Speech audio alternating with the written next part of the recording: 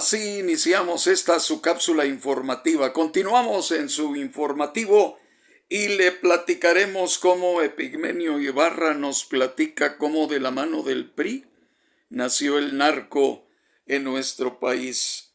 Indudablemente que todo esto es importante. Escuchemos. Inocente se mancharon las manos priistas y panistas, mientras que con dinero del pueblo llenaban sus bolsillos.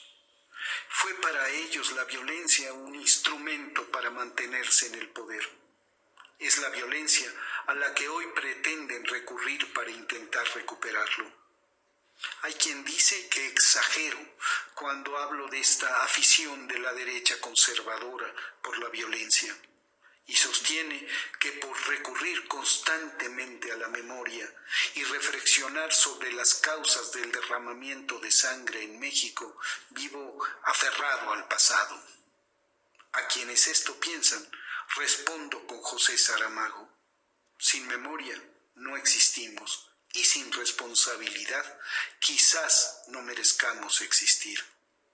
Yo no olvido, no me conformo, tampoco perdono.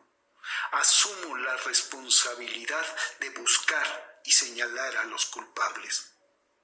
Allá en El Salvador, en la década de 1980, al que levantaba la cabeza, decía la gente, se la volaban. Yo filmé los cuerpos de dirigentes sindicales, defensores de derechos humanos, opositores al gobierno, a quienes los escuadrones de la muerte practicaban el siniestro corte de chaleco, es decir, les cortaban la cabeza y los brazos. Nunca pensé que esa barbarie se instalaría en mi patria, en donde hasta ese momento campeaban la represión encubierta y la corrupción descarada. Menos imaginé que a fuerza de masacres y decapitaciones masivas terminaríamos por perder hasta la capacidad de asombro ante el horror. Del baño de sangre, de ese baño de sangre en que sumió a México y de la normalización de la barbarie, culpo directa y abiertamente a Felipe Calderón. Lo cierto es que el panista escaló a una dimensión apocalíptica lo que era ya una práctica común de los gobiernos priistas. Por décadas, de manera selectiva, soterrada, silenciada por los medios, enmascarada por una democracia simulada, hicieron los priistas de la violencia uno más de sus instrumentos de dominación. La represión contra el movimiento estudiantil en 1968 y 1971.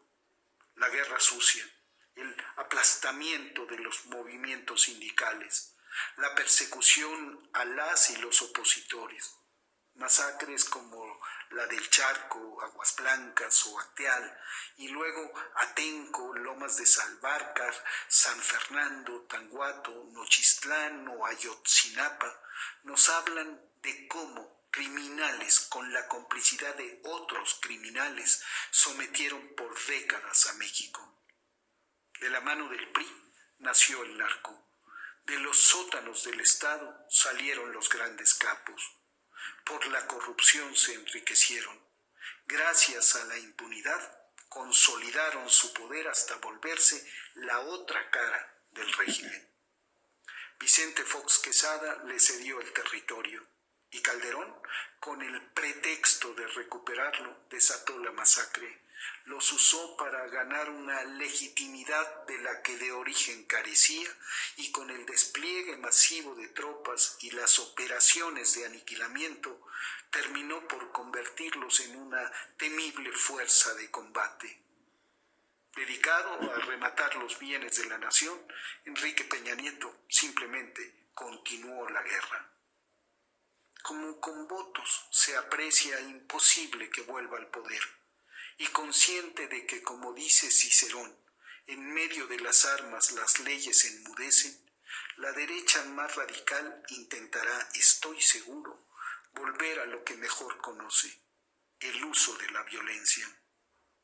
En los medios y en las redes exacerbará aún más a punta de calumnias e injurias y con campañas masivas de linchamiento, la violencia verbal. Sembrará el miedo y el odio buscando incitar a sus fanáticos para que pasen a la violencia física.